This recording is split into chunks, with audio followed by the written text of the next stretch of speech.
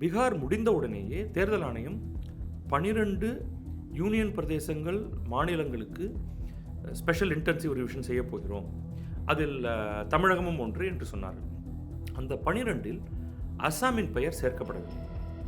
உடனேயே அதற்கும் ஒரு பிரச்சனை கிளம்பியது. அதேபடி அஸ்ஸாமில் அடுத்த ஆண்டு தேர்தல் நடக்க இருக்கிறது, ஏன் அஸ்ஸாமில் மட்டும் இந்த ஸ்பெஷல் இன்டென்சிவ் ரிவிஷன் என்பதை செய்யவில்லை என்று. அப்பொழுது அதற்கு மிக தெளிவான ஒரு பதிலை தேர்தல் ஆணையம் சொல்லவில்லை. இப்பொழுது இந்த அணை கட்டுவதற்கான தளம் அமைத்தல் போன்ற பல்வேறு வேலைகள் ஏற்கனவே நடந்து விட்டதாக கர்நாடக முதல்வர் சித்தராமையா வேறு சொல்லியிருக்கிறார். அதற்கு கிட்டத்தட்ட 1000 கோடி ரூபாய் செலவு செய்யப்பட்டு விட்டதாக சொல்லியிருக்கிறார். தமிழகத்தின் டெல்டா விவசாயிகள் அவர்களுடைய நீராதாரங்கள் குறைகின்றன என்று தெருவில் இறங்கி போராடினால், ஒரு ஜல்லிக்கட்டுக்கு நடந்தது போல தமிழ்நாடு முழுவதுமிலிருந்து பெரும் எண்ணிக்கையில் மக்கள் கூட்டம் நேராக சென்னையில் மெரினாவில் இறங்கியெல்லாம் போராட்டத்தை நடத்த மாட்டார்கள். ஷேக் ஹசீனா மனிதகுலத்துக்கே எதிராக அவர் பல குற்றச்செயல்களை புரிந்திருக்கிறார். எனவே அவரை நீங்கள் உங்கள் நாட்டில் வைத்திருந்தால் நீங்கள் எங்கள் நாட்டுக்கு ஒரு எதிரியாக கருதப்படுவீர்கள் என்று. இது இந்த மாதிரியான ஒரு த்ரெட் இந்தியா ஒருபோதும் ஏற்றுக்கொள்ளாது. அதுவும் பங்களாதேஷிடமிருந்து மத்திய அமைச்சர் அஸ்வினி வைஷ்ணவ் அவர் என்ன சொல்கிறாருன்னா, கான்ஸ்டிடியூஷனில் நம்முடைய அரசியலமைப்பு சட்டத்தில் இது இப்பொழுது சொன்னதில்லை, கவாய் சொன்னதற்கான பதிலாக அவர் சொல்லலை. சென்ற ஆண்டே ஆகஸ்ட் மாதம் 2024 அவர் இதே மாதிரி சொல்லியிருந்தார். கிரீமி லேயர் என்பதை ஷெட்யூல்டு காஸ்ட் ஷெட்யூல்டு ட்ரைப் இடஒதுக்கீட்டுக்கு உள்ளே கொண்டு வருவதற்கு எந்த ஒரு அதாவது அரசியலமைப்பு சட்டத்துக்குள்ளே அதற்கான ஒரு இடம் என்பது இல்லை. எனவே இது குறித்த ஒரு இந்த சுப்ரீம் கோர்ட் ஒரு சஜஷன் ஒன்று வருது, அதை ஏற்றுக்கொள்வது என்பது கடினம் என்று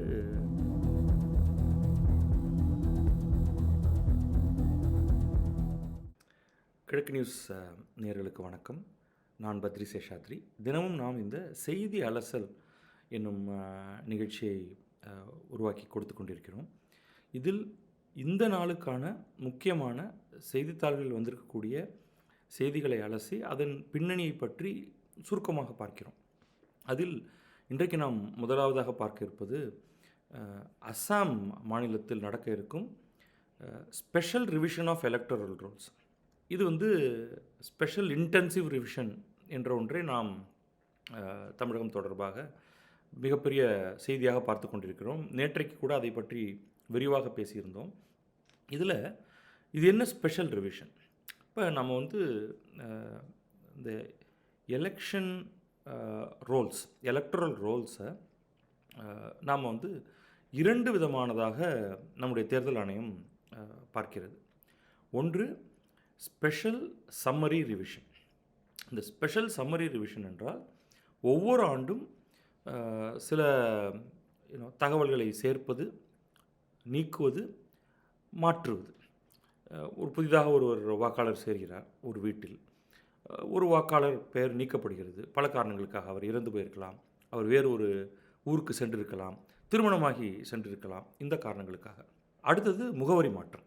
அது அதே தொகுதியில் ஒரு தெருவிலிருந்து இன்னொரு தெருவுக்கோ அல்லது முற்றிலும் வேறு ஒரு தொகுதி அல்லது மாநிலத்துக்கோ மாற்றுவது. ஸோ இதையெல்லாம் அந்தந்த ஆண்டு யாரெல்லாம் அதற்கென்று விண்ணப்பித்திருக்கிறார்களோ அதை செய்வது ஸ்பெஷல் சம்மரி ரிவிஷன் என்பது. இந்த ஸ்பெஷல் இன்டென்சிவ் ரிவிஷன் என்பது 10 ஆண்டுக்கு ஒரு முறை அல்லது அதே மாதிரி 10-15 ஆண்டுகளுக்கு ஒரு முறை நடக்கக்கூடிய ஒன்று. இதை தேர்தல் ஆணையம் தொடர்ந்து செய்து கொண்டிருந்திருக்கிறது. உதாரணமாக தமிழகத்தில் 2002, 2003 நடந்திருக்கிறது. அப்பொழுதெல்லாம் நாம் இதை பற்றி பெரிதாக கவலைப்பட்டதே கிடையாது.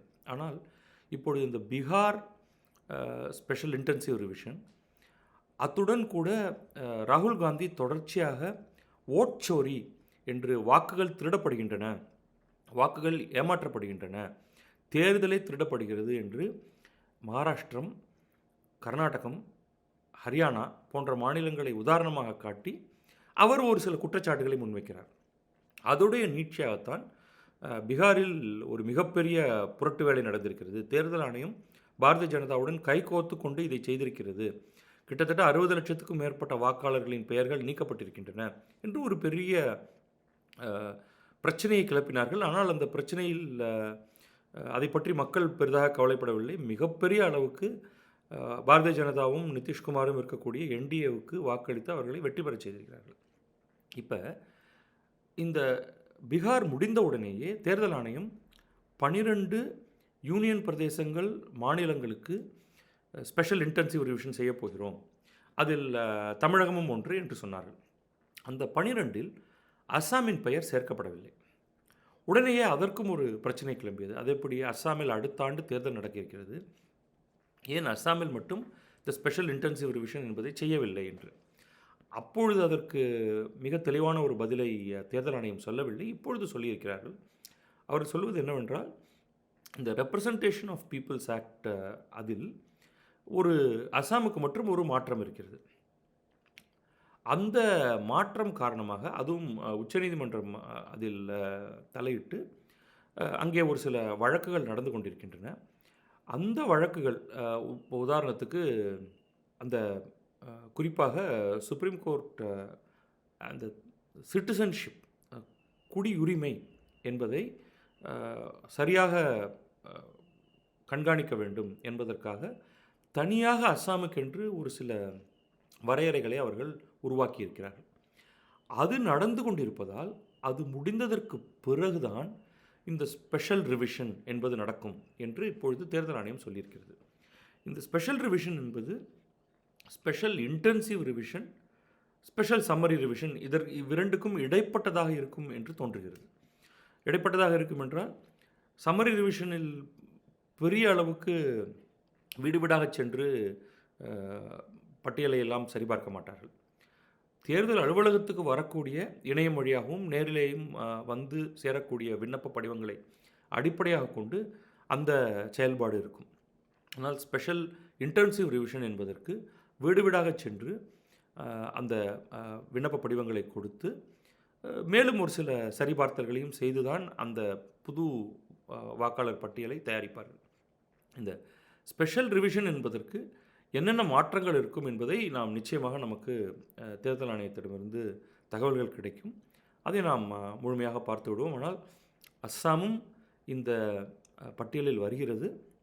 ஆனால் அங்கே சுப்ரீம் கோர்ட் தலைமையில் சில வேலைகள் நடந்து கொண்டிருப்பதால் அது முடிந்ததற்கு பிறகு செய்வதற்காக அதற்காக காத்திருந்தார்கள் என்ற தகவல் மட்டும் நமக்கு வருகிறது. தமிழகத்துக்கும் கர்நாடகத்துக்கும் இடையிலான மிகப்பெரிய பிரச்சனையை ஏற்படுத்தக்கூடிய ஒன்று இது இந்தியன் எக்ஸ்பிரஸில் வந்திருக்கிறது. Karnataka CM Siddaramaiah meets PM Modi, seeks expeditious clearance for Mekedatu project. இந்த மேகேதாட்டு என்பதை தமிழ் செய்தித்தாள்கள் பலவும் மேகதாது என்று எழுதுகிறார்கள். அது மேகேதாட்டு.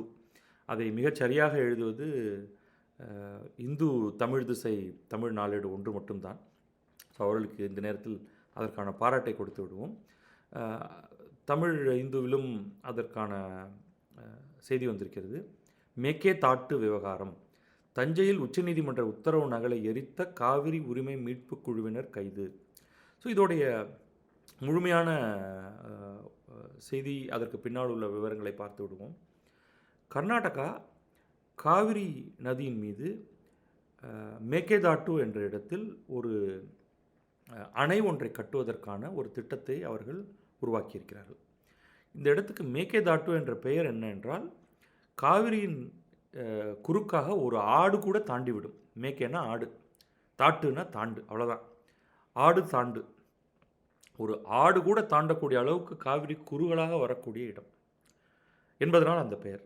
அங்கே ஒரு அணையை கட்ட வேண்டும் என்று கர்நாடகா வெகுகாலமாக சொல்லி வந்திருக்கிறது. இதை தமிழ்நாடு கடுமையாக எதிர்க்கிறது. தமிழ்நாட்டின் பார்வை என்னவென்றால், இந்த கிருஷ்ணராஜசாகர் தொடங்கி பல்வேறு அணைகள் காவிரியின் மீது வந்துள்ளதால், கர்நாடகாவில் வந்துள்ளதால் தமிழகத்துக்கு வரக்கூடிய நீரின் அளவு குறைந்து கொண்டே வருகிறது. பிலிகுண்டுலு என்ற இடத்தில்தான் தமிழகத்தின் எல்லைக்குள் நீர் உள்ளே வருகிறது. அதில் தண்ணீர் அதிகம் இருந்தால், காவிரியின் அணைகள் போக தண்ணீர் இருந்தால் மட்டும்தான் தண்ணீர் தமிழகத்துக்கு வருகிறது. இது தொடர்பாக மிக பல பிரச்சனைகள் இரு மாநிலங்களுக்கு இடையேயும் இருக்கின்றன. அது ஒரு காலத்தில் ஒரு பெரிய பெங்களூரில் தமிழர்களுக்கு எதிரான ஒரு மிகப்பெரிய கலவரம் கூட வெடித்தது. இந்த மேகதாட்டு என்னும் அணையை கட்டுதலை தமிழகம் மிக கடுமையாக எதிர்க்கிறது.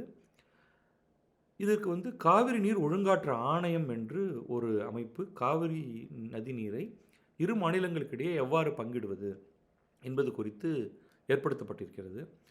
ஆனால் 2 மாநிலங்களும் ஒருபோதும் ஒத்துப்போனதே கிடையாது.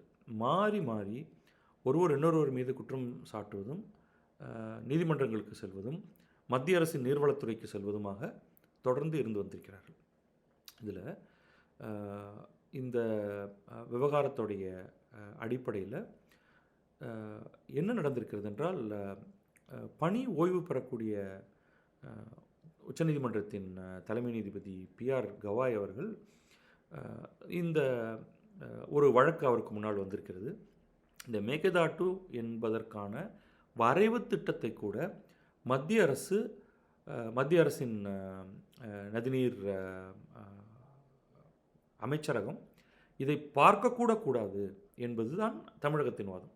ஏனெனில் இப்படியே தான் சொல்வீர்கள், நீங்கள் முதலில் ஒரு திட்ட வரைவு அறிக்கை வந்திருக்கிறது, அந்த வரைவு அறிக்கையை நாங்கள் பார்ப்போம் முதலில், அதற்கு பிறகு அதற்கு அனுமதி அளிக்கலாமா வேண்டாமா என்ற ஒரு முடிவை எடுப்போம் என்று கொஞ்சம் கொஞ்சமாக நகர்ந்து திடீரென்று ஒரு நாள் கர்நாடகத்துக்கு சாதகமான ஒரு அமைச்சரவை அதற்கான அனுமதியை கொடுத்து விட்டால் அதன் பிறகு தமிழக அரசால் அதை தடுக்க முடியாது. அதனால் இந்த வரைவு அறிக்கை கூட, திட்ட அறிக்கை, இந்த விரிவான திட்ட அறிக்கை கூட இந்திய அரசின் நீர்வளத்துறைக்கு அனுப்பவே கூடாது என்பது தமிழகத்தின் வாதம்.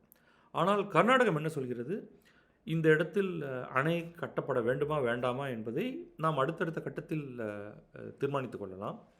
ஆனால் முதலில் இந்த திட்ட அறிக்கையை இந்திய அரசின் நீர்வளத்துறை முதலில் பார்த்து விடட்டும். அதற்கு பிறகு நாம் காவிரி நீர் ஒழுங்காற்று வாரியம், உச்சநீதிமன்றம் போன்ற பலருடைய அனுமதியின் பேரில் என்ன செய்வது என்பதை நாம் தீர்மானிக்கலாம் என்பதாக இவர்கள் கர்நாடகத்தின் வாதம் இருக்கிறது. இதில் 2 நாட்களுக்கு முன்னால், சென்ற வாரம்னு வைத்துக்கொள்ளுங்களேன், அதில் இந்த வழக்கு உச்சநீதிமன்றத்துக்கு வந்தது. அந்த வழக்கில் தமிழகம் கொண்டு வந்த வழக்கை தள்ளுபடி செய்து மேகதாட்டு விரிவான திட்ட அறிக்கையை இந்திய அரசு நீர்வளத்துறைக்கு அனுமதிக்கு அனுப்புவதில் தடை இல்லை என்று நீதிபதி கவாய் தலைமையிலான அமர்வு முடிவு செய்திருக்கிறது. இதற்கு எதிராகத்தான் இந்த உச்சநீதிமன்றத்தின் உத்தரவு நகலை எரித்து இந்த காவிரி உரிமை மீட்பு குழு என்பது ஒரு பெரும் போராட்டத்தை நிகழ்த்தியிருக்கிறது. அவர்கள் கைது செய்யப்பட்டிருக்கிறார்கள். அதில் அவர்கள் சொல்வது என்னவென்றால், இது ஏற்கனவே இந்த அணைக்கான விரிவான அறிக்கையை நீர்வளத்துறைக்கு, மத்திய அரசின் நீர்வளத்துறைக்கு அனுப்பப்பட்டு அவர்கள் இந்த விரிவான அறிக்கையை ஏற்றுக்கொண்டு விட்டனர் என்னும் உண்மை மறைக்கப்படுகிறது. துறையின் அமைச்சர் துரைமுருகன், தமிழக அமைச்சர் துரைமுருகன் இந்த உண்மையை வெளியே தெரியாமல் மறைக்கிறார் என்று அந்த காவிரி உரிமை மீட்பு குழு பொருளாளர் சொல்கிறார். ஆனால் அமைச்சர் துரைமுருகன் என்ன சொல்கிறார் என்றால், மேகதாட்டு அணை விவகாரத்தில் உச்சநீதிமன்றம் அந்த அணை கட்டலாம் என்று அனுமதித்ததாக சொல்லப்படுவது தவறு. அது உண்மைதான். அவர்கள் அணை கட்டலாம் என்று சொல்லவில்லை. மத்திய நீர்வளத்துறையில் இந்த விரிவான திட்ட அறிக்கையை கொடுக்கலாம் என்று தான் சொல்லியிருக்கிறார்கள். அதற்கு அனுமதி மத்திய நீர்வளத்துறை தர வேண்டும். அதற்கு பிறகு காவிரி மேலாண்மை ஆணையம் போக வேண்டும். இப்படி பல ஸ்டெப்ஸ் இருக்குது. அப்போ அமைச்சர் துரைமுருகன், நாங்கள் மத்திய நீர்வளத்துறையிலும் காவிரி மேலாண்மை ஆணையத்திலும் நம்முடைய தரப்பு, அதாவது தமிழகத்தின் தரப்பின் வலுவான வாதங்களை தமிழக அரசு முன்வைக்கும் என்று அவர் அறிக்கை சொல்லியிருக்கிறார். நான் இதை என்ன மாதிரி பார்க்கிறேன் என்றால், இந்த இரு மாநிலங்களுக்கிடையே இந்த மாதிரியான பிரச்சனை தொடர்ந்து நடந்து கொண்டு தான் இருக்கும். இதற்கு மத்திய அரசின் பங்கெடுப்பு மிக மிக முக்கியமானது. இந்த அணை கட்டுவதற்கான தளம் அமைத்தல் போன்ற பல்வேறு வேலைகள் ஏற்கனவே நடந்து விட்டதாக கர்நாடக முதல்வர் சித்தராமையா வேறு சொல்லியிருக்கிறார். அதற்கு கிட்டத்தட்ட 1000 கோடி ரூபாய் செலவு செய்யப்பட்டு விட்டதாக சொல்லியிருக்கிறார். உணவு உற்பத்தி, உணவு பகிர்மானம் போன்றவை பல மாற்றங்களை அடைந்து விட்டன. இன்றைக்கு சென்னையிலோ அல்லது கன்னியாகுமரியிலோ அல்லது கோயம்புத்தூரிலோ நாம் சாப்பிடும் அரிசி என்பது எந்த மாநிலத்திலிருந்து வருகிறது என்றே தெரியாது. பெரும்பாலும் இது ஆந்திராவின் அரிசியாகவும் கர்நாடகாவின் அரிசியாகவும் இருக்கிறது.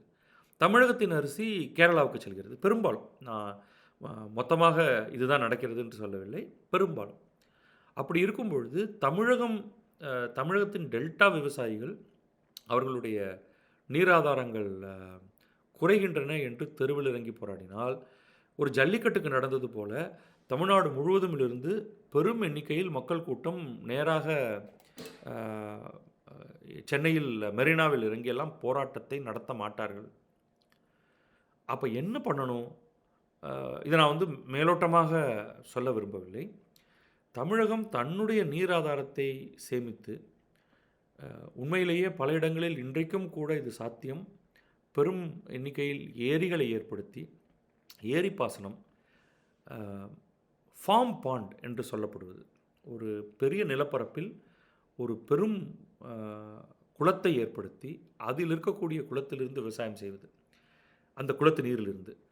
இதனால் நாம் காவிரியின் உரிமையை விட்டுக் கொடுக்க வேண்டும் என்று நான் சொல்லவில்லை. அது சட்ட போராட்டத்தின் மூலமாக மட்டுமே சாத்தியம். ஆனால் சட்ட போராட்டம் எந்த பக்கம் வேண்டுமானாலும் போகலாம். நீங்கள் எதிர்பார்க்கும் அந்த வழியிலேயே உங்களுக்கு ஏற்ற மாதிரி சட்டம் தீர்ப்பு சொல்லும் என்று நீங்கள் எதிர்பார்க்க முடியாது.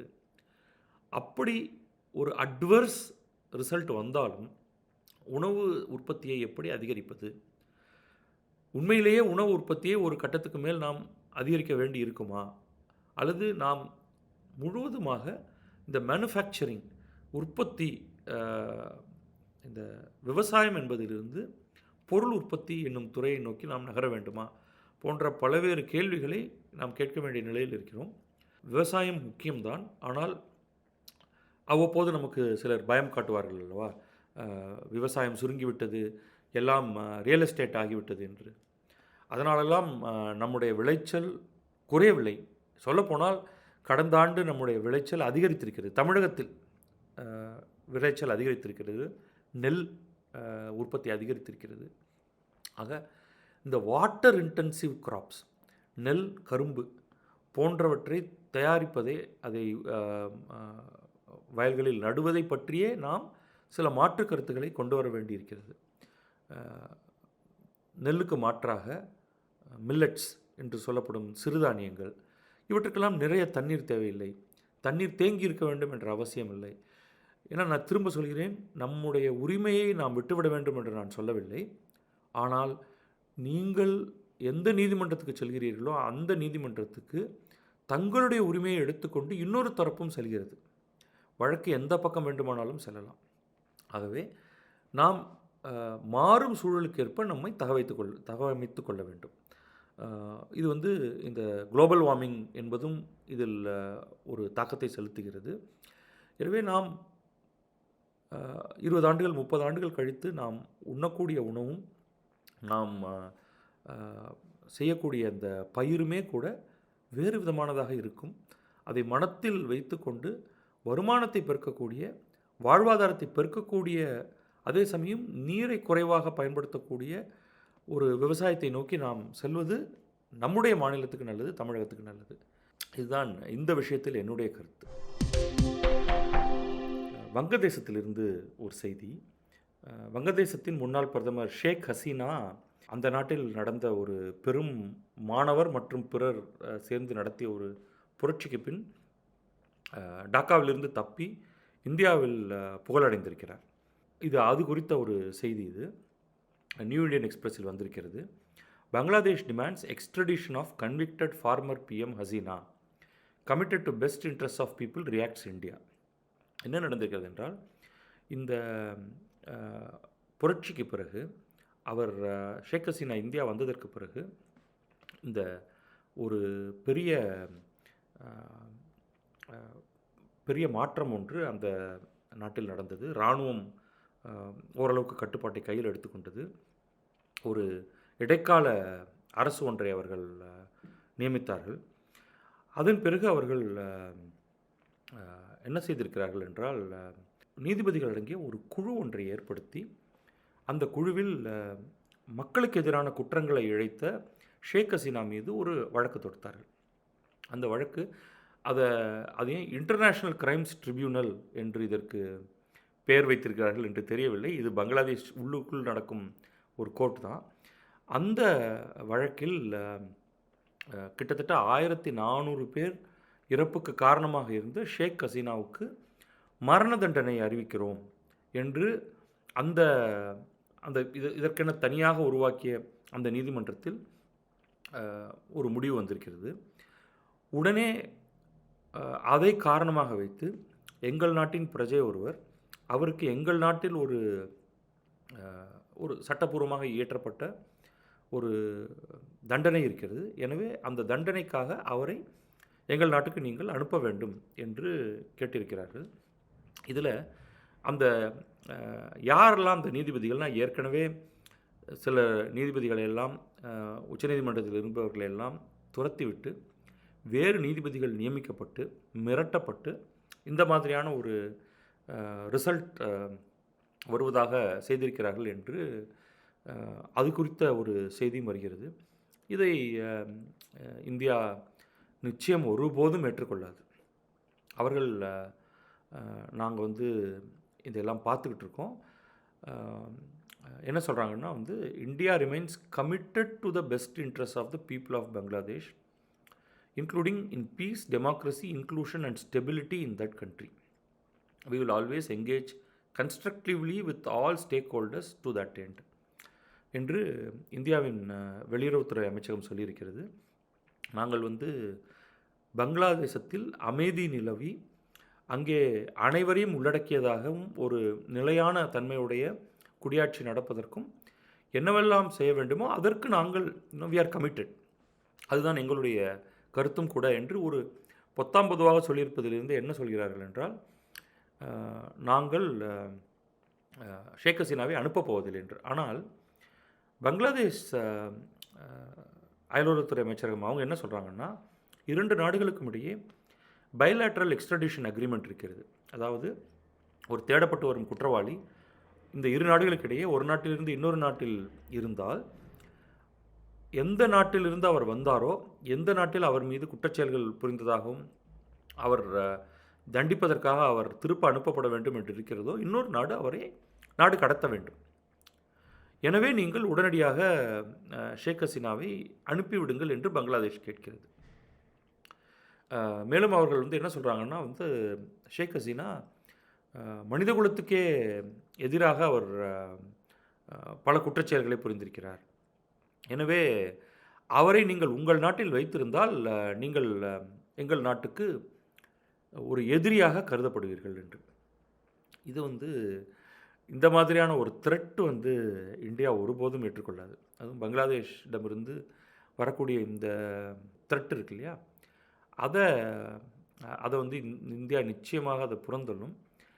இதன் காரணமாக இந்தியாவுக்கும் பங்களாதேஷத்துக்கும் இடையே ஒரு பிரச்சனை நிச்சயமாக வரலாம். இது எப்படி அது ஒரு போராக ஆகுமா என்பதில் எனக்கு கொஞ்சம் சந்தேகம் இருக்கிறது. அது வருவதற்கான வாய்ப்புகள் இல்லை. ஆனால் இது கவலைக்குரியது வேறு விதமான ஒரு காரணத்துக்காக. இந்தியாவுக்கும் பாகிஸ்தானுக்கும் இடையே மிக பல காலமாகவே பிரச்சனை இருக்கிறது. 1947 2 நாடுகளும் தனித்தனியாக அடுத்தடுத்த நாட்களில் சுதந்திரம் அடைந்ததற்கு பிறகிலிருந்தே இந்த பிரச்சனை இருக்கிறது. ஆனால் பங்களாதேஷின் உருவாக்கத்தில் இந்தியாவின் பங்கு அளப்பரியது. 1971 நடந்த அந்த பங்களாதேஷ் உருவாக்கத்துக்கு பிறகே 2 நாடுகளுக்கும் இடையே பெரும்பாலும் நல்லுறவும், அவ்வப்போது யாராவது ஒருவர் அங்கே ஆட்சியில் இருக்கும்பொழுது கொஞ்சம் மோசமான உறவும் இருந்திருக்கிறது. ஆனால் இப்பொழுது இராணுவ ஆட்சியாளர்கள் ப்ளஸ் முகமது யூனஸ் இவர்கள் இருவருடைய தலைமையில் நடக்கக்கூடிய ஆட்சி பங்களாதேஷும் பாகிஸ்தானும் கைகோர்க்கும் மாதிரியும், பங்களாதேஷ் இந்தியாவுக்கு எதிரான ஒரு செயலில் ஈடுபடுவது போன்ற ஒன்றையும் முன்வைக்கக்கூடிய ஒரு நிலைக்கு வந்திருக்கிறார்கள் என்று தெரிகிறது. இது தொடர்ந்தால் நமக்கு நம்மை சுற்றி பாகிஸ்தான், சீனாவை தவிர பங்களாதேஷும் ஒரு போரை நிகழ்த்தக்கூடிய எதிரியாக மாறலாம். அதனால் நமக்கு ஒரு பெரிய லாஸ் என்று ஒன்று இருக்காது என்றாலும், ஒரே நேரத்தில் பாகிஸ்தானும் பங்களாதேஷும் இந்தியாவை தாக்கும் பொழுது நமக்கென்று ஒரு சில சிக்கல்கள் ஏற்படும். ஒன்று, பங்களாதேஷத்திடம் அணு ஆயுதங்கள் எதுவும் கிடையாது. கன்வென்ஷனல் ஃபோர்ஸ் என்று சொல்லக்கூடியவற்றிலும் இந்தியாவுக்கு இணையே கிடையாது. ஆனால் சீனா இவ்விருவரையும் ஊக்குவிக்கலாம். இருவருக்கும் போர் விமானங்கள் தரலாம். ஏற்கனவே பாகிஸ்தானுக்கு நிறைய போர் விமானங்கள் கொடுத்திருக்கிறது. வேறு பல ஆயுதங்களை தரலாம். அதன் மூலம் இந்தியாவை எப்படியாவது கீழே இறக்கி வைக்க வேண்டும் என்ற ஒரு முயற்சியில் சீனா கட்டாயம் ஈடுபடலாம். அது ஒரு வருத்தம் தரத்தக்க ஒன்று. ஏனெனில் வங்கதேசத்தை இந்த அளவுக்கு மேலே கொண்டு வருவதற்கு இந்தியாவின் பங்கு அளப்பரியது. நாம் எதிர்பார்ப்பது என்னவென்றால், இப்பொழுதுள்ள ஆட்சி மீண்டும் மாறி இந்தியாவுக்கு நட்பான ஒரு ஆட்சி மீண்டும் பங்களாதேசத்தில் வருவது, அதுதான் நமக்கு நல்லது. அது பார்க்கலாம், அது எப்படி அதை இந்தியா நிகழ்த்தப் போகிறது என்று. இப்போ இதை எப்படி மாற்றுவது, இந்தியாவுக்கு எதிரான ஆட்சியை எப்படி வங்கதேசத்தில் தொடர வைப்பது என்பதில் சீனாவும் பாகிஸ்தானும் குறியாக இருக்கும். ஸோ இந்த சதுரங்க ஆட்டத்தில் இந்தியா வெற்றி பெறுகிறதா இல்லை பின்னுக்கு தள்ளப்பட போகிறதா என்பதை நாம் பொறுத்திருந்து பார்ப்போம். இறுதியாக ஒரு செய்தி, இது தமிழகத்தில் நிச்சயமாக ஒரு சர்ச்சையை ஏற்படுத்தும். இன்னும் சில தினங்கள் மட்டுமே பதவியில் இருக்கக்கூடிய உச்சநீதிமன்றத்தின் தலைமை நீதிபதி பிஆர் கவாய் ஒரு சர்ச்சைக்குரிய கருத்து ஒன்றை சொல்லியிருக்கிறார். சர்ச்சை என்பது தமிழகத்தில் ஷெட்யூல்டு காஸ்ட் அண்ட் ஷெட்யூல்டு ட்ரைப்ஸ்க்கு ரிசர்வேஷன், இடஒதுக்கீடு என்பது நம்முடைய அரசியலமைப்பு சட்டத்திலேயே அது இடம்பெற்றிருக்கிறது. அந்த இடஒதுக்கீடு என்பது அதில் எந்த ஒரு கட்டுப்பாடும் கிடையாது. ஆனால் கவாய் என்ன சொல்கிறார் என்றால், அதிலும் த க்ரீமி லேயர் என்பதை புகுத்த வேண்டும் என்று அவர் ஒரு கருத்தை சொல்லியிருக்கிறார். இதில் அவர் அது நீதிமன்றத்தில் சொல்லவில்லை, வெளியே ஒரு நிகழ்ச்சி ஒன்றில் பங்கெடுக்கும் பொழுது அவர் இதை சொல்லியிருக்கிறார். தமிழகத்தில் சொல்லப்போனால் இதர பிற்படுத்தப்பட்டோருக்கான இடஒதுக்கீட்டிலேயே இந்த க்ரீமி லேயர் என்பது கிடையாது. இந்தியா முழுவதிலும் இருக்கக்கூடிய scheduled caste scheduled try reservation தவிர்த்து பிற்படுத்தப்பட்டோருக்கான இடஒதுக்கீட்டில் இந்த க்ரீமி லேயர் என்பது உண்டு. இந்த க்ரீமி லேயர் என்பது எந்த ஒரு குறிப்பிட்ட அளவுக்கான வருமானத்தை பெறுவோர், குறிப்பிட்ட அளவுக்கு மேற்பட்ட வருமானத்தை பெறுவோர் அந்த இடஒதுக்கீட்டை எடுத்துக்கொள்ள முடியாது. இப்போ அந்த வருமானத்துக்கு கீழே வருமானம் இருக்கக்கூடிய குடும்பத்தினர் தான் இந்த இடஒதுக்கீட்டை பெற முடியும். ஆனால் தமிழகத்தில் பிற்படுத்தப்பட்டோருக்கான இடஒதுக்கீட்டில் க்ரீமி லேயர் கிடையாது. இந்தியா முழுமையிலுமே ஷெட்யூல்டு காஸ்ட் ஷெட்யூல்டு ட்ரைப்ஸ்க்கான இடஒதுக்கீட்டில் க்ரீமி லேயர் என்பதே கிடையாது.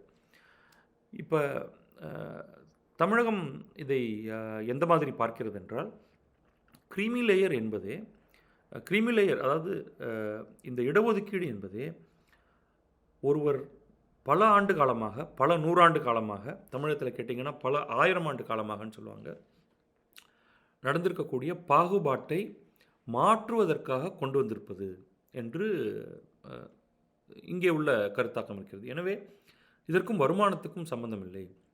எக்கனாமிக்கலி பேக்வேர்டு என்பதற்கான வரையறைக்குள் இது வராது. ஷெட்யூல்டு காஸ்ட் ஷெட்யூல்டு ட்ரைப்ஸ் மட்டுமல்ல, இதர பிற்படுத்தப்பட்டோரும் தமிழ்நாட்டை பொறுத்தவரை பிசி அண்ட் எம்பிசி, பிற்படுத்தப்பட்டோர், மிகவும் பிற்படுத்தப்பட்டோர், இவர்கள் ஆண்டாண்டு காலமாக முற்பட்ட சாதியினரின் அடக்குமுறைக்கு ஆளானதால் அதை மாற்றுவதற்கான ஒரு உரிமையாக தமிழகத்தில் இது சலுகையாக பார்க்கப்படுவதில்லை, ஒரு உரிமையாக இந்த இடஒதுக்கீடு என்பது கொடுக்கப்படுகிறது. எனவே இதில் வருமான வரம்புக்கான இடமே கிடையாது என்பதுதான் தமிழகத்தில் நிலவக்கூடிய கருத்து. இப்பொழுது இந்தியாவின் ஒட்டுமொத்த நிலையை எடுத்துக்கொள்வோம். அதில் சீஃப் ஜஸ்டிஸ் என்ன சொல்கிறார் என்றால், equality of opportunity does not mean equal opportunity to all citizens, arguing that without recognising socio economic disparities equal opportunity will lead to nothing else but more inequalities. So அவருடைய கருத்து என்ன என்றால், ஒரு குறிப்பிட்ட குழுவினருக்கு சம வாய்ப்பு அளிப்பதற்காகத்தான் இந்த இடஒதுக்கீடு என்று வருகிறது. ஆனால் அப்படி வரும்பொழுது அந்த குழுவிற்குள்ளேயே மீண்டும் ஒரு டிஸ்பாரிட்டி, இன்இக்வாலிட்டி என்பது வருகிறது. அதனால் இங்கே வந்து இந்த மாதிரியான ஒரு சில தடைகளை ஏற்படுத்தாவிட்டால், வருமான வரம்பு போன்றவற்றை ஏற்படுத்தாவிட்டால், நாம் இந்த இன்இக்வாலிட்டி என்பதை, அதைத்தான் நாம் சமமின்மையைத்தான் நாம் அதிகரிக்கப் போகிறோம் என்று இதை நாம் எடுத்துக்கொள்ள வேண்டும். இதில் வந்து மேலும் சில விஷயத்தை நாம் பார்க்க வேண்டும். இதை இந்த ஷெட்யூல்டு காஸ்ட், ஷெட்யூல்டு ட்ரைப்ஸ் என்பதற்கான ரிசர்வேஷன், இடஒதுக்கீடு ஏற்கனவே அரசியலமைப்பு சட்டத்துக்குள் ஒரு ஷரத்தாக வந்திருக்கிறது. அதில் மேற்கொண்டு சில வருமான வரம்பு போன்றவற்றை உள்ளே கொண்டு வருவதில் ஒரு சில சிக்கல்கள் இருக்கலாம். அது ஆரம்பத்திலேயே இருந்தது. ஆனால் அதற்கு ஒரு டைம் லிமிட் என்று ஒன்று இருந்தது. ஆனால் இப்பொழுது என்ன ஆகிறது என்றால், இந்த குறிப்பிட்ட ஒரு இன்னும் 25 ஆண்டுகள் என்றால், இந்த 25 ஆண்டுகளுக்கு பிறகு இன்னொரு 25 ஆண்டுகள் என்று அந்த இடஒதுக்கீடு நீட்டித்து கொண்டே போகிறது. ஸோ இதுவுமே ஒரு இஷ்யூ. இதை பற்றியும் நாம் ஏதோ ஒரு கட்டத்தில் பேச வேண்டியிருக்கும். ஆனால் இப்போதைக்கு இதை பற்றி நம்மால் பேச முடியுமா? அதாவது அதை பேசுவதற்கான ஒரு இடம் இருக்கிறதா என்பதே ஒரு சேலஞ்ச் இருக்குது. இந்த ஐடென்டிஃபிகேஷன் ஆஃப் க்ரீமி லேயர், யார் இந்த க்ரீமி லேயர் என்பதற்குள் வருவார்கள்? உண்மையான ஒரு சமத்துவத்தை ஏற்படுத்துவதற்கு இந்த க்ரீமி லேயர் எந்த விதத்தில் உதவி செய்யும்? இதெல்லாம் வந்து இதை பற்றி ஒரு முடிவுக்கு வருவதற்கு ஒரு சில சேலஞ்சஸ் இருக்குது. இது குறித்து முன்னாள் சென்ற ஆண்டு பேசிய மத்திய அமைச்சர் அஸ்வினி வைஷ்ணவ் அவர் என்ன சொல்கிறாருன்னா, வந்து கான்ஸ்டிடியூஷனில், நம்முடைய அரசியலமைப்பு சட்டத்தில், இது இப்பொழுது சொன்னதில்லை, கவாய் சொன்னதற்கான பதிலாக அவர் சொல்லலை. சென்ற ஆண்டே ஆகஸ்ட் மாதம் 2024 அவர் இதே மாதிரி சொல்லியிருந்தார். க்ரீமி லேயர் என்பதை ஷெட்யூல்டு காஸ்ட், ஷெட்யூல்டு ட்ரைப் இடஒதுக்கீட்டுக்கு உள்ளே கொண்டு வருவதற்கு எந்த ஒரு அதாவது அரசியலமைப்பு சட்டத்துக்குள்ளே அதற்கான ஒரு இடம் என்பது இல்லை. எனவே இது குறித்த ஒரு இந்த சுப்ரீம் கோர்ட் ஒரு சஜஷன் ஒன்று வருது. அதை ஏற்றுக்கொள்வது என்பது கடினம் என்று அவர் சென்ற ஆண்டே சொல்லியிருந்தார்.